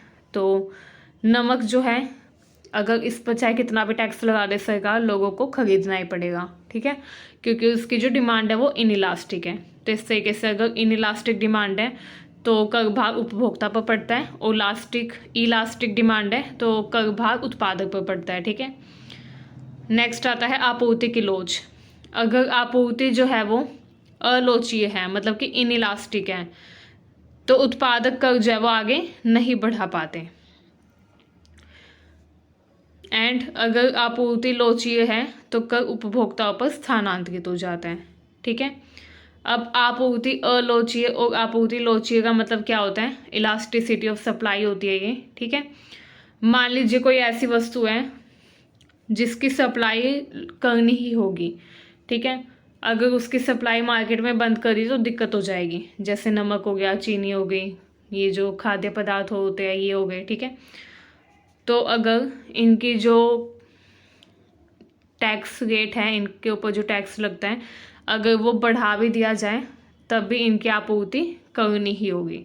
ठीक है, इसके अलावा जो बाजार संरचना है ये भी निर्धारित करती है कर भार को। ठीक है, अगर पूर्ण प्रतियोगिता है तो कर का भार कम होगा, क्योंकि टैक्स का बंटवारा हो जाता है। अगर पूर्ण प्रतियोगिता है, मार्केट में बहुत सारे उत्पादक हैं, ठीक है, एंड बहुत सारे उपयोगकर्ता हैं, तो क्या होता है? कर का बंटवारा हो जाता है, तो एक पर टैक्स बर्डन नहीं पड़ता। ठीक है, एंड अगर एकाधिकार होगा तो कर उपभोक्ताओं पर अधिक बर्डन पड़ता है। ठीक है, जो उपभोक्ता हैं उनको ज़्यादा कर फी चुकाना पड़ता है, ज़्यादा टैक्स पे करना पड़ता है अगर एकाधिकार हो तो। ठीक है, मतलब एक ही कंपनी है जो कि प्रोडक्ट बना रही है, तो जो उपभोक्ता है उन पर ज़्यादा बर्डन होता है टैक्स का, क्योंकि वो जो एक कंपनी है जो कि वो प्रोडक्ट बना रही है, वो क्या करेगी? उपभोक्ताओं से ही सारा टैक्स वसूल करेगी। ठीक है, जबकि अगर बहुत सारी कंपनीज हो, पूर्ण प्रतियोगिता हो, मार्केट में बहुत सारी कंपनीज हो, तो कर का बंटवारा हो जाता है। ठीक है, अब कर का प्रकार, अप्रत्यक्ष कर जो है इसका प्रभाव, इसका जो बोझ है वो उपभोक्ता पर पड़ता है। अप्रत्यक्ष कर जैसे जो जीएसटी लगता है वस्तुओं के ऊपर, हम जो भी वस्तु खरीद कर लाते हैं सब में जीएसटी लगा हुआ होता है। ठीक है, तो जो जीएसटी वगैरह होते हैं वो होता है अप्रत्यक्ष कर, जो हमें पता नहीं होता कि इस पर कितना टैक्स लगा है, लेकिन हर वस्तु पर टैक्स लगा होता है। ठीक है, तो वो होता है अप्रत्यक्ष कर। इसका बोझ उपभोक्ता पर पड़ता है, क्योंकि उपभोक्ता को ही ये कर चुकाना होता है जो वो सामान खरीदता है। तो प्रत्यक्ष कर वो जिसका जो बोझ है वो करदाता पर पड़ता है। प्रत्यक्ष कर कौन सा होता है? जैसे इनकम टैक्स, ये प्रत्यक्ष कर हो गया। ठीक है, तो प्रत्यक्ष कर का बोझ करदाता पर पड़ता है, अप्रत्यक्ष कर का बोझ उपभोक्ता पर पड़ता है। ठीक है, अब नेक्स्ट आता है उत्पादन लागत की स्थिति।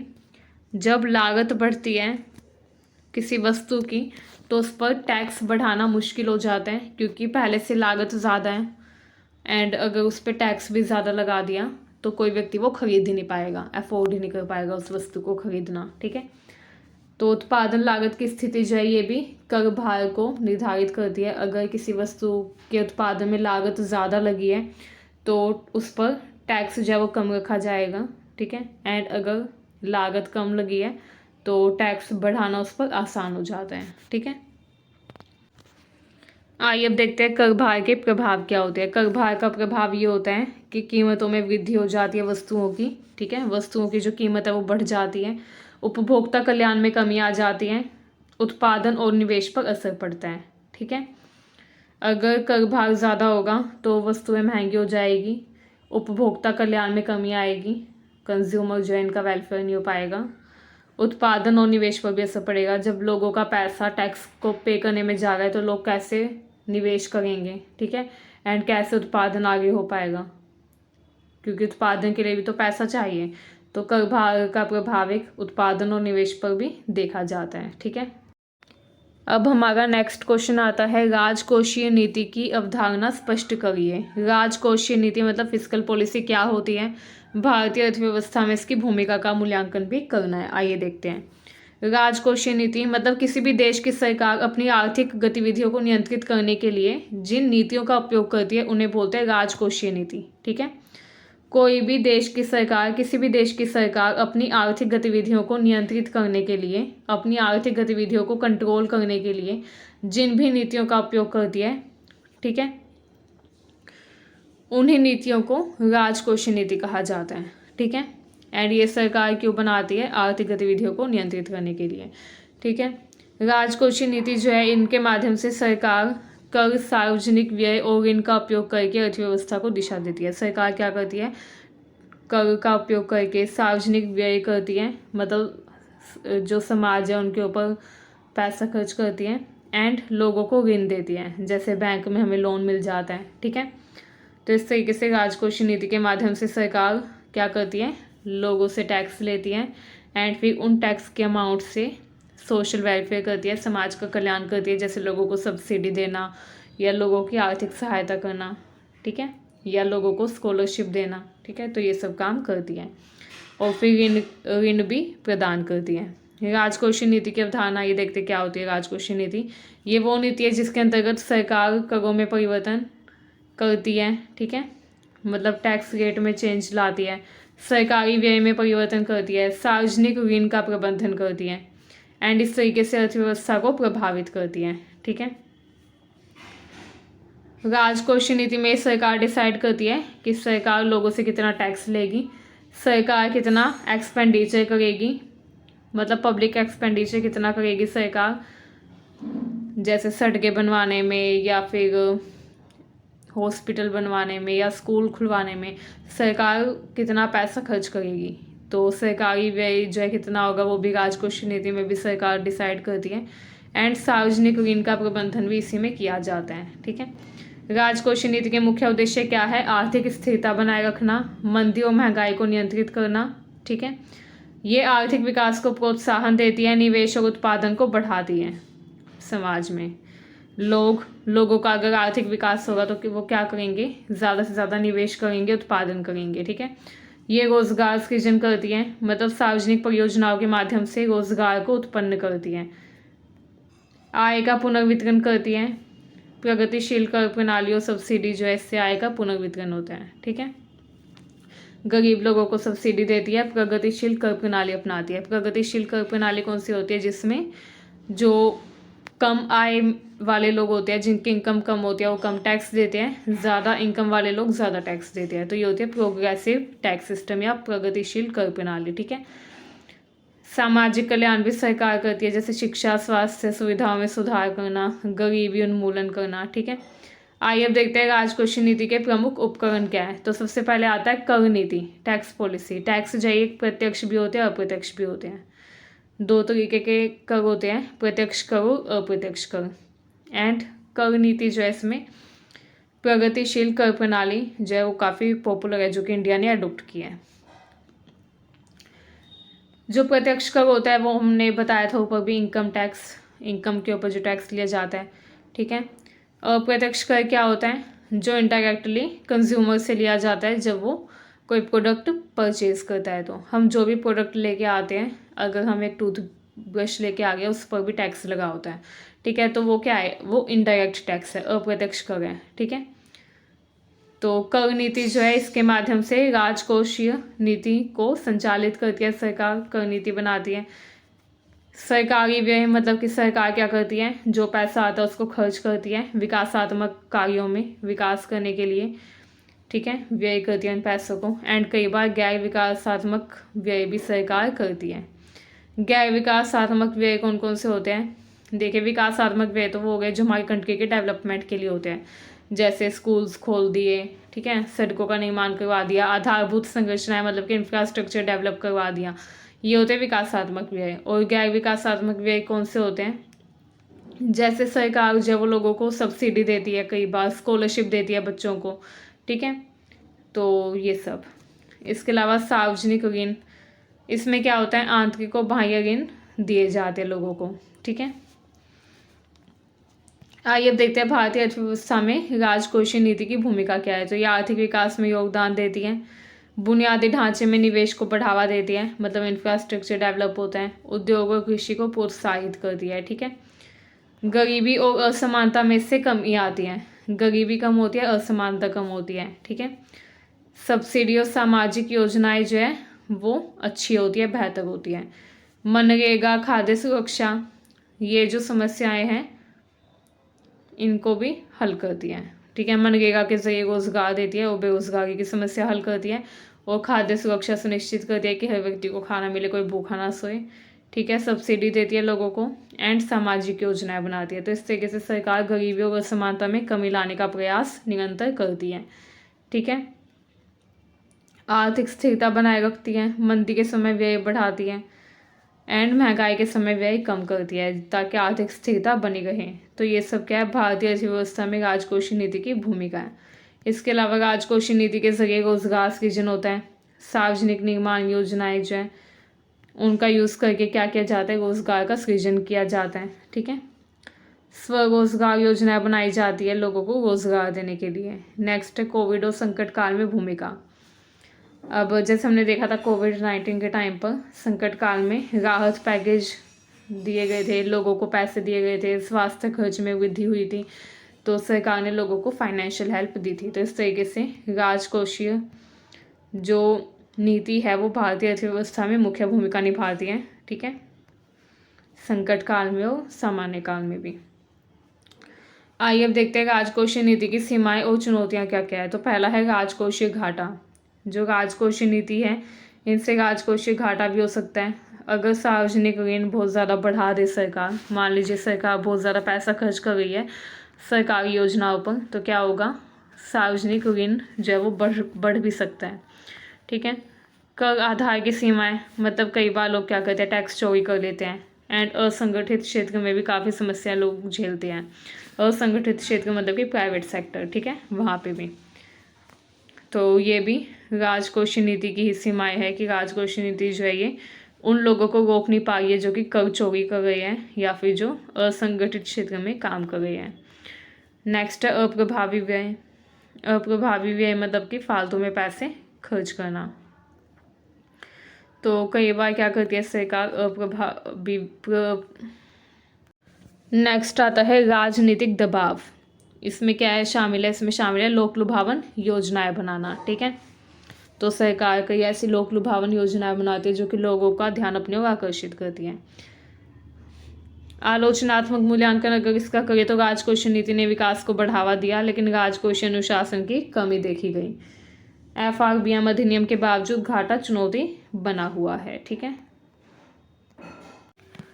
अब हमारा नेक्स्ट क्वेश्चन आता है उत्पाद कर और कारक कर में अंतर स्पष्ट करिए। उत्पाद कर और कारक कर क्या होता है, इनमें अंतर क्या है, एंड इनके प्रभावी आर्थिक प्रभावों की चर्चा भी करनी है। आइए देखते हैं। सरकार अपनी आय बढ़ाने और आर्थिक नीतियों को लागू करने के लिए विभिन्न प्रकार के कर लगाती है, टैक्स लगाती है, ठीक है। एंड जो टैक्स होता है, जो कर होता है, इसको मुख्य दो भागों में बांटा जाता है, उत्पाद कर और कारक कर। सरकार टैक्स क्यों लेती है, ताकि सरकार की इनकम बढ़े, एंड उन पैसों से सरकार क्या करती है, नीतियाँ बनाती है, आर्थिक नीतियाँ, दूसरी नीतियाँ बनाती है, एंड उन नीतियों का क्रियान्वयन करती है, ठीक है। इन दोनों जो कर हैं, उत्पाद कर और कारक कर, इन दोनों करों का प्रभाव मूल्य, उत्पादन, आय वितरण और संसाधन आवंटन पर पड़ता है। आइए सबसे पहले देखते हैं उत्पाद कर क्या होता है, मतलब प्रोडक्ट टैक्स। उत्पाद कर वह कर है जो कि वस्तुओं और सेवाओं के उत्पादन या बिक्री पर लगाया जाता है। कोई वस्तु है, उसकी सेवाओं के उत्पादन पर, कोई वस्तु है उसके या उसकी सेवाओं के उत्पादन पर या बिक्री पर जो टैक्स लगता है उसको उत्पाद कर बोलते हैं, ठीक है। जैसे GST टैक्स हो गया, ये किस पर लगता है, ये वस्तुओं और सेवाओं के उत्पादन या बिक्री पर लगता है, ठीक है। जैसे GST हो गया, एक्साइज ड्यूटी मतलब कि उत्पाद शुल्क हो गया, बिक्री कर हो गया, सेल्स टैक्स, ठीक है। तो ये सब क्या है, उत्पाद कर हैं, क्योंकि ये उत्पाद पर लगते हैं, वस्तुओं पर या सेवाओं पर लगते हैं। नेक्स्ट आता है कारक कर मतलब फैक्टर टैक्स। कारक कर वो कर है जो कि उत्पादन के कारकों के ऊपर लगते हैं एंड उनकी आय पर लगते हैं, ठीक है। कारक कर वह कर है जो कि उत्पादन के कारकों जैसे भूमि, श्रम, पूंजी, उद्यम की या आय के ऊपर लगाए जाते हैं, ठीक है। तो इसमें शामिल है इनकम टैक्स, मजदूरी पर कर, ब्याज, किराया और लाभ पर कर, ठीक है। तो ये जो टैक्स लगता है ये क्या होता है, ये होता है कारक कर, ठीक है। आइए अब देखते हैं उत्पाद कर और कारक कर में अंतर क्या होता है। तो किस आधार पर अंतर होता है ये भी देखेंगे, उनमें मेन डिफरेंसेस भी देखेंगे। जो उत्पाद कर होता है इसमें कर का आधार क्या होता है, वस्तु या सेवा, क्योंकि उत्पाद कर में जो कर है वो किस पे लगता है, वस्तु के ऊपर या सेवा के ऊपर। जबकि कारक कर में कारक कर जो होता है फैक्टर टैक्स, इसमें जो टैक्स लगता है वो लगता है उत्पादन के ऊपर, उत्पादन के कारकों के ऊपर। जो उत्पादन के कारक हैं उन पर इसमें टैक्स लगता है। उत्पादन के कारक कौन कौन से, जैसे भूमि, ठीक है, श्रम, पूंजी, इन सब पर टैक्स लगता है। अब जो उत्पाद कर है इसका कर का समय क्या होता है, बिक्री या उत्पादन। जब बिक्री होती है या उत्पादन होता है तब उत्पाद कर जो है ये प्राप्त किया जाता है। जबकि कारक कर जो है ये कब प्राप्त किया जाता है, आय मिलने पर। जब आय प्राप्त हो जाती है तब कारक कर लिया जाता है। उपभोक्ता पर प्रभाव, उत्पाद कर का प्रभाव उपभोक्ता पर प्रत्यक्ष पड़ता है सीधा सा, एंड कारक कर का प्रभाव उपभोक्ताओं पर नहीं पड़ता। कोई बिजनेसमैन है वो कितना टैक्स सरकार को पे करे, इससे उपभोक्ता को क्या फ़र्क पड़ेगा, ठीक है। लेकिन जो हम बोल सकते हैं कारक कर है इसका प्रभाव उपभोक्ता पर अप्रत्यक्ष पड़ता है, नहीं पड़ता, ठीक है। लेकिन जो उत्पाद कर है इसका सीधा सीधा प्रभाव, प्रत्यक्ष प्रभाव उपभोक्ता पर पड़ता है। मूल्य पर प्रभाव की बात करें तो कारक कर जो है इसमें ये तब बढ़ता है, कारक कर तब बढ़ता है जब उत्पादन की लागत बढ़ती है। उत्पादन की लागत बढ़ने पर कारक कर बढ़ जाता है। एंड उत्पाद कर तब बढ़ता है जब वस्तु का मूल्य बढ़ता है, ठीक है। जो उत्पाद कर ये अप्रत्यक्ष कर है एंड जो कारक कर है प्रत्यक्ष कर है, ठीक है। उदाहरण के लिए जीएसटी और एक्साइज ड्यूटी जो है ये अप्रत्यक्ष कर हो गए, इनकम टैक्स जो है प्रत्यक्ष कर हो गया। मतलब जीएसटी और एक्साइज उत्पाद कर है और इनकम टैक्स जो है ये हमारा कारक कर है, ठीक है। उत्पाद कर के आर्थिक प्रभाव क्या होते हैं, तो उत्पाद कर जो है इससे क्या होता है, कीमतों में वृद्धि होती है, ठीक है। अगर उत्पाद कर बढ़ेगा तो कीमतें बढ़ेगी वस्तुओं की, जिससे कर का बोझ उपभोक्ताओं पर पड़ता है एंड वस्तुएं महंगी हो जाती हैं, ठीक है। उत्पादन में कमी आती है, जब कोई वस्तु महंगी होगी तो लोग उसे खरीदेंगे नहीं, तो क्या होगा, उत्पादन में कमी होगी, ठीक है। उत्पादन फिर उसका कम करेंगे लोग, जब वो वस्तु बिकी नहीं गई तो उसका उत्पादन कोई क्यों करेगा, तो उत्पादन में कमी आती है। उत्पाद कर बढ़ने पर, ठीक है, जब उत्पाद कर बढ़ता है तो उत्पादन में कमी आ जाती है। ऐसे उपभोक्ता कल्याण में भी कमी आती है। उपभोक्ता अधिशेष जो है ये घट जाता है, जो कंज्यूमर सरप्लस है वो कम हो जाता है, ठीक है। एंड उपभोक्ता कल्याण में कमी आती है। संसाधनों का गलत आवंटन होता है, ठीक है। जब उत्पाद कर ज़्यादा होता है तो कर रहित वस्तुओं की ओर लोग बढ़ते हैं, वो वस्तुएं खरीदते हैं जो कि कर रहित हो, जिस पर टैक्स ना लगे। आर्थिक दक्षता प्रभावित होती है, ठीक है। अब उपभोक्ता कल्याण में कमी आती है, इसका मतलब यह है कि उपभोक्ता जो है वो फिर कंज्यूम नहीं करता, कंज्यूम करना कम कर देता है, उपभोक्ता अधिशेष घट जाता है, ठीक है। पहले जो उपभोक्ता ज़्यादा कंज्यूम कर रहा था वो कम करता है। मुद्रास्फीति का प्रभाव मतलब महंगाई भी बढ़ सकती है, ठीक है। अप्रत्यक्ष कर महंगाई बढ़ा सकते हैं, तो उत्पाद कर बढ़ने पर मुद्रास्फीति भी होती है, ठीक है। तो ये थे उत्पाद कर के मुख्य प्रभाव। आइए अब देखते हैं कारक कर के क्या आर्थिक प्रभाव होते हैं। मतलब कि जब फैक्टर टैक्स बढ़ता है तो उससे क्या होता है, उससे श्रम आपूर्ति पर प्रभाव पड़ता है।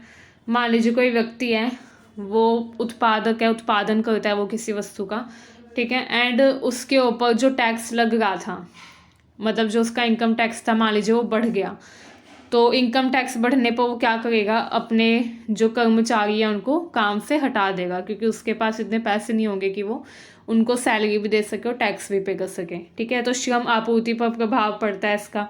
उच्च आयकर जो है ये काम करने की प्रेरणा को कम कर देता है। ठीक है, बचत और निवेश पर प्रभाव, मतलब कि अगर पूंजी पर कर लगेगा तो लोग निवेश कम करेंगे। ठीक है, बचत और निवेश पर लोगों के प्रभाव पड़ता है, क्योंकि लोग सोचेंगे इतना टैक्स लग गया है तो क्यों ना पैसे बचाए जाएं। ठीक है, उत्पादन लागत में वृद्धि होती है, लागत बढ़ने से उत्पादन प्रभावित होता है। आय पुनर्वितरण में भी ये सहायक होता है। प्रगतिशील कर प्रणाली से असमानता कम होती है। जब जितनी इनकम है उतना टैक्स व्यक्ति पे कर रहा है, कम इनकम वाला कम टैक्स पे कर रहा है, ज़्यादा इनकम वाला ज़्यादा टैक्स पे कर रहा है, तो इससे क्या होगा, इससे असमानता कम होगी। ठीक है, अब जो कागज कर होता है इसका आर्थिक वृद्धि पर भी प्रभाव पड़ता है। ठीक है, अगर बहुत ज़्यादा इनकम टैक्स बढ़ जाए किसी व्यक्ति के ऊपर तो उसका जो विकास है, उसकी विकास की प्रक्रिया भी धीमी हो जाएगी। इसी तरीके से जो पूरा समाज है उसकी भी विकास की प्रक्रिया धीमी हो जाएगी अगर कागज कर बहुत ज़्यादा बढ़ जाए तो। ठीक है, अत्यधिक कर विकास को धीमा कर सकता है। आइए अब तुलनात्मक विश्लेषण देखते हैं। उत्पाद कर जो है ये सीधे सीधे उपभोक्ताओं पर असर डालते हैं। कारक कर जो है उत्पादकों और कारक स्वामियों को प्रभावित करते हैं, मतलब जो उत्पादक हैं एंड जो प्रोडक्शन करते हैं, जो बिजनेसमैन हैं, उन पर इम्पैक्ट डालते हैं कारक कर। ठीक है, एंड उत्पाद कर का प्रभाव उपभोक्ताओं पर पड़ता है जीएसटी के रूप में। दोनों करों से डेड वेट लॉस उत्पन्न होता है। ठीक है, मतलब लॉस जो है वो तो दोनों करों से ही होता है, किसका, लोगों का। निष्कर्ष देखिए, उत्पाद कर और कारक कर दोनों सरकार के लिए राजस्व के महत्वपूर्ण स्रोत हैं। यहीं से सरकार को पैसा प्राप्त होता है, लेकिन दोनों के आर्थिक प्रभाव अलग अलग होते हैं। इसलिए कर नीति बनाते समय राजस्व, दक्षता और समानता के बीच संतुलन बनाए रखना बहुत आवश्यक है। ठीक है, आइए अब हम अपना नेक्स्ट क्वेश्चन देख लेते हैं। नेक्स्ट क्वेश्चन आता है, सार्वजनिक वस्तुएं क्या होती है, उनकी विशेषताएं और निजी वस्तुओं से अंतर स्पष्ट करो। तो सार्वजनिक वस्तुएं वो वस्तुएं होती है या वो सेवाएं होती है जिनका लाभ समाज के सभी लोगों को एक साथ मिलता है। वो वस्तुएं जो सबके लिए होती है, जो समाज के सभी लोग उपयोग करते हैं, वो होती है सार्वजनिक वस्तुएं। ठीक है, उन सार्वजनिक वस्तुओं का लाभ सभी लोगों को एक साथ मिलता है। ठीक है, किसी को भी इन वस्तुओं के उपयोग से बाहर नहीं किया जाता। ऐसी वस्तुएं जिनका उपयोग एक व्यक्ति करने से दूसरों का उपयोग कम नहीं होता, वो भी सार्वजनिक वस्तुएं होती हैं। मतलब कि मान लीजिए कोई वस्तु है, उसका उपभोग जो है एक व्यक्ति करे तो भी वो दूसरों के लिए कम नहीं पड़ती, वो होती है सार्वजनिक वस्तुएं। ठीक है, ये ऐसी वस्तुएं होती है जिनका उपयोग एक व्यक्ति अगर करे तो दूसरे के लिए इसका उपयोग कम नहीं होता। ठीक है, एंड इनका उपयोग करने से किसी को रोका भी नहीं जा सकता। ये होती है सार्वजनिक वस्तुएं। जैसे सड़क हो गई, सड़क का प्रयोग करने से आप किसी को रोक सकते हैं? नहीं। ऐसे ही सड़क का उपयोग एक व्यक्ति करे तो दूसरे के लिए उसका उपयोग कम नहीं होगा। ऐसे स्ट्रीट लाइट हो गया, स्ट्रीट लाइट जो लगी होती है, रोड पे जो लाइट लगी होती है, ये सरकारी होती है, सरकारी लगवाती है, सार्वजनिक वस्तुएं हैं। ठीक है, तो इनका उपयोग जो है वो सभी लोग करते हैं, जो सड़क से गुजरते हैं सभी को उनसे लाभ होता है। ठीक है, लेकिन किसी के भी उपयोग से ये कम नहीं पड़ती एंड किसी को भी इनके उपयोग से रोका नहीं जा सकता। ठीक है, अब इनकी मुख्य विशेषताएं क्या है सार्वजनिक वस्तुओं की? इनकी मुख्य विशेषता ये है कि ये अप्रतिस्पर्धिता रखती है। अप्रतिस्पर्धिता मतलब कि एक व्यक्ति के उपयोग से दूसरे का उपयोग कम नहीं होता। एक व्यक्ति अगर इन वस्तुओं का उपयोग कर ले तो दूसरे के लिए इन वस्तुओं का उपयोग कम नहीं पड़ता। ठीक है, उदाहरण के लिए सड़क पर एक व्यक्ति के चलने से दूसरे को चलने से नहीं रोका जा सकता। तो अगर एक व्यक्ति इस वस्तु का उपयोग करे तो दूसरे के लिए इसका उपयोग कम नहीं होता। ये इसकी पहली विशेषता है। दूसरा है अपवर्जन असंभव, किसी भी व्यक्ति को इसके उपयोग से बाहर नहीं किया जा सकता। ठीक है, उदाहरण के लिए स्ट्रीट लाइट लगी है तो हम किसी को रोक तो नहीं सकते कि वो स्ट्रीट लाइट में ना आए या स्ट्रीट लाइट का उपयोग जो है वो ना कर पाए, ऐसा तो नहीं हो सकता। ठीक है, तो इनका अपवर्जन असंभव है, किसी को भी इसके उपयोग से बाहर नहीं किया जा सकता। ठीक है, जैसे स्ट्रीट लाइट हो गया, राष्ट्र की सुरक्षा हो गई। नेक्स्ट है फ्री राइडर समस्या। लोग बिना भुगतान किए इनका लाभ उठाते हैं। अब सड़कें बनी हुई है, सड़क बनती है तो लोग पैसे थोड़ी ना देते हैं कि हम इस सड़क पर चलेंगे, नहीं। तो सड़क बिना भुगतान के लोग चलते हैं सड़कों पर। ऐसे ये जो सार्वजनिक वस्तुएं होती हैं इनका भुगतान भी लोग बिना पैसों के करते हैं। ये जो सार्वजनिक वस्तुएं होती हैं इनका उपभोग लोग बिना भुगतान किए करते हैं। इसलिए निजी कंपनियां इन्हें बनाने में रुचि नहीं लेती। निजी कंपनियां आपको कोई नहीं दिखेगी जो कि स्ट्रीट लाइट लगवाती हो जगह जगह, या सड़कें बनवाती हो, पुल बनवाती हो, ठीक है। तो निजी कंपनियां इन्हें बनाने में रुचि नहीं लेती, सरकार ही इन्हें बनाती है। नेक्स्ट है सामूहिक उपभोग। सभी लोग एक साथ इनका उपभोग करते हैं, एक साथ सैकड़ों लोग सड़कों पर चलते हैं, ठीक है। ऐसा तो है नहीं एक टाइम पर एक ही व्यक्ति सड़क पर चलेगा, नहीं। तो सभी लोग एक साथ इनका उपयोग करते हैं, सरकार के द्वारा ही प्रदान की जाती है क्योंकि बाजार इन्हें ठीक से उपलब्ध नहीं करवाता, निजी कंपनियां इन्हें उपलब्ध नहीं करवाती, ठीक है। सार्वजनिक वस्तुओं के उदाहरण क्या है? राष्ट्र की रक्षा, कानून व्यवस्था, सड़कें और पुल, स्ट्रीट लाइट और सार्वजनिक पार्क, ये सब सार्वजनिक वस्तुओं के उदाहरण हैं। सरकार ही इनका निर्माण करती है, ठीक है। आइए अब देखते हैं सार्वजनिक वस्तुएं और निजी वस्तुओं में मुख्य अंतर।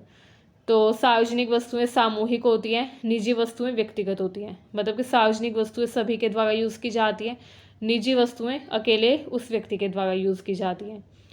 सार्वजनिक वस्तुओं के उपयोग में कोई प्रतिस्पर्धा नहीं होती, ठीक है, सभी लोग इसका उपयोग करते हैं खुलकर। निजी वस्तुओं के उपयोग में प्रतिस्पर्धा होती है।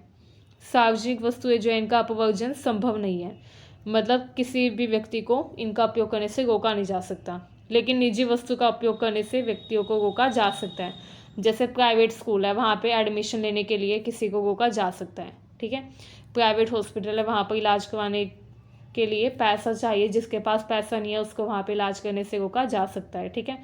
तो इस तरीके से क्या होता है, इनका अपवर्जन संभव है निजी वस्तुओं का, लेकिन सार्वजनिक वस्तुओं का अपवर्जन संभव नहीं है।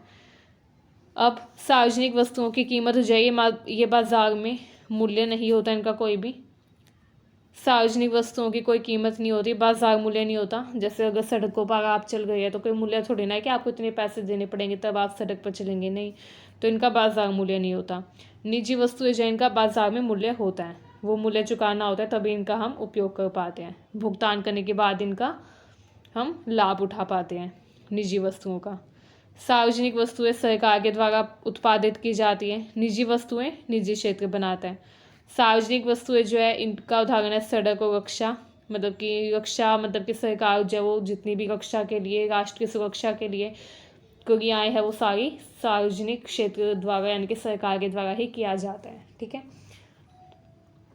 चाहे वो हथियार बनाना हो, चाहे वो पुलिस या कांस्टेबल की या बीएसएफ या सीआरपीएफ के जवानों की नियुक्ति करना हो, हर काम सरकार करती है, ठीक है। तो ये सार्वजनिक वस्तुओं में ही शामिल है। निजी वस्तुएं होती है जैसे रोटी, कपड़ा, मकान, ठीक है। सार्वजनिक वस्तुएं और बाजार विफलता कैसे एक दूसरे से जुड़ी हुई है? तो देखिए, निजी बाजार जो है ये सार्वजनिक वस्तुओं का पर्याप्त उत्पादन नहीं करता। निजी बाजार जो है मतलब जो निजी क्षेत्र है वो सार्वजनिक वस्तुओं का उत्पादन नहीं करता, इसलिए ये बाजार विफलता का प्रमुख कारण है, ठीक है। निष्कर्ष देखिए, सार्वजनिक वस्तुएं समाज के लिए अत्यंत आवश्यक होती हैं, लेकिन बाजार इन्हें ठीक से प्रदान नहीं करता।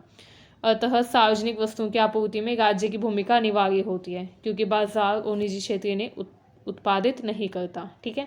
तो इसलिए सरकार को ही इनका उत्पादन करना पड़ता है। आइए अब हम अपना नेक्स्ट क्वेश्चन देखते हैं। नेक्स्ट क्वेश्चन आता है, बाजार विफलता से आप क्या समझते हैं? बाजार विफलता का मतलब होता है मार्केट फेलियर, मतलब कि जब मार्केट फेल हो जाती है। ये कब होता है? जब मुक्त बाजार अपने लोगों की ज़रूरतों के अनुसार सही मात्रा, सही कीमत और सही तरीके से वस्तुओं और सेवाओं की व्यवस्था नहीं कर पाता, तो उसे बाजार विफलता कहते हैं। मतलब कि जब मार्केट में हमें वो प्रोडक्ट नहीं मिलता जो प्रोडक्ट हमें चाहिए, ठीक है। जब बाजार जो है वो लोगों को सही मात्रा में, सही कीमत पर, सही तरीके से वस्तुएं और सेवाएं मुहैया नहीं करवा पाता, तो उसको बाजार विफलता कहते हैं। सीधे शब्दों में देखें तो जब बाजार समाज के लिए अच्छा परिणाम नहीं दे पाता तो वो बाजार विफलता कहलाती है, ठीक है। जैसे बाजार जो है वो सड़कें, रोशनी, सुरक्षा, ये सब सुविधाएं नहीं दे पाता। ये सब सुविधाएं हमें सरकार देती है, बाजार से हमें ये सुविधाएं नहीं मिलती। सड़कें बाजार नहीं बनवाता, रोशनी की व्यवस्था, स्ट्रीट लाइट, ये सब बाजार नहीं मुहैया करवाता, ठीक है। ये सब कौन बनवाता है? जो सरकार है वो। तो ये भी एक बाजार विफलता का ही उदाहरण है। ऐसे ही फैक्ट्री का धुआं जो निकलता है उससे अच्छा परिणाम नहीं होता कुछ समाज के लिए, तो वो भी बाजार विफलता ही है। इसमें कहा है ना, जब बाजार समाज के लिए अच्छा परिणाम नहीं दे पाता, तो जब फैक्ट्री से धुआं निकलता है तो इसका फ़ायदा किसको होता है? मालिक को होता है, लेकिन लोगों को तो बीमारी होती है। मालिक को तो ये फ़ायदा होता है कि इसका प्रोडक्शन हो रहा है, लेकिन लोगों को तो बीमारी होती है फिर इससे। तो ये भी बाजार की विफलता का उदाहरण है। ऐसे अमीर जो है उनको सब सुविधाएं मिलती है, गरीब को कुछ नहीं मिलता। बाजार जो है वो पैसा देखता है, पैसों से सुविधा मिलती है अमीर लोगों को, लेकिन गरीब लोगों के पास पैसे नहीं होते तो उन्हें कुछ नहीं मिलता। तो बाजार जो है वो पैसा देखता है, ज़रूरत नहीं देखता है, इसलिए ये भी बाजार विफलता का एक कारण है। ठीक है, मान लीजिए आपको किसी चीज़ की ज़रूरत है लेकिन आपके पास पैसे नहीं है, तो आप वो चीज़ नहीं खरीद सकते। बिना पैसों के अपनी ज़रूरत की चीज़ें भी हम बाज़ार से नहीं खरीद सकते, तो ये भी बाज़ार विफलता का ही एक उदाहरण है। ठीक है, बाज़ार विफलता क्यों होती है, इसके मुख्य कारण क्या है? तो पहला है सार्वजनिक वस्तुएं। सार्वजनिक वस्तु मतलब कि जो सभी लोग यूज़ करते हैं, जैसे सड़क, रक्षा, स्ट्रीट लाइट, इन्हें कोई रोक नहीं सकता, इसलिए निजी लोग इन्हें नहीं बनाते। हर व्यक्ति इसका यूज़ करता है, कोई भी इसके यूज़ करने से किसी को रोक नहीं सकता, इसलिए निजी कंपनी जो है वो इसे नहीं बनाती है, एंड इसलिए बाजार विफलता होती है। ऐसे बाह्य प्रभाव, मतलब कि बाह्य प्रभाव कौन कौन से होते हैं? जैसे प्रदूषण। प्रदूषण जो है इसका नुकसान दूसरों को पहुंचता है, एंड शिक्षा जो है इसका फ़ायदा पूरे समाज को पहुंचता है, लेकिन बाजार जो है इनके असर को कीमत में नहीं जोड़ता। बाजार जो है इन पर ध्यान नहीं देता। ठीक है, तो इसलिए भी बाजार विफलता होती है। नेक्स्ट है असमान जानकारी। जब खरीदार को पूरी जानकारी नहीं होती तो वो गलत फैसले ले लेता है, तो इससे भी बाजार विफलता हो सकती है। एकाधिकार। जब एक ही कंपनी बाजार पर राज करती है तो वो अपने प्रोडक्ट ज़्यादा कीमत पर बेचती है और उस प्रोडक्ट की गुणवत्ता वो कम रखती है। ठीक है, तो इससे भी बाजार विफलता होने के चांस बढ़ जाते हैं। ऐसे ही गरीबी और असमानता। बाजार सिर्फ पैसे वालों की सुनता है, गरीबों की ज़रूरत पूरी नहीं करता, इसलिए भी क्या होता है? बाजार विफलता होती है। बाजार विफलता होने पर क्या होता है? समाज का नुकसान होता है, पर्यावरण खराब होता है, अमीर और गरीब का अंतर बढ़ जाता है। ठीक है, इसलिए सरकार क्या करती है? सड़क, स्कूल, अस्पताल बनाती है, सार्वजनिक वस्तुएं निर्मित करती है, टैक्स और सब्सिडी देती है। टैक्स जो है वो कम रेट पर लोगों से लेती है, लोगों को सब्सिडी देती है। नियम बनाती है प्रदूषण और कीमत का नियंत्रण करने के लिए। ठीक है, इस तरीके से सरकार बाजार विफलता का समाधान करने का प्रयास करती है। ठीक है, आइए हम निष्कर्ष देख लेते हैं। बाजार अपने आप सब कुछ सही नहीं कर सकता, इसलिए सरकार का हस्तक्षेप ज़रूरी होता है ताकि समाज का भला हो। ठीक है, तो स्टूडेंट्स यहीं पर हमारी ये वीडियो कंप्लीट होती है। इस वीडियो में हमने सारे जो इम्पोर्टेंट क्वेश्चंस थे जो कि एग्ज़ाम में आ सकते हैं वो कवर किए, डिस्कस किए। आई होप ये वीडियो आपको अच्छी लगी। अगर आपको ये वीडियो अच्छी लगी हो तो चैनल को सब्सक्राइब करें, वीडियो को शेयर करें अपने दोस्तों के पास ताकि उनकी भी हेल्प हो सके। Thank you very much.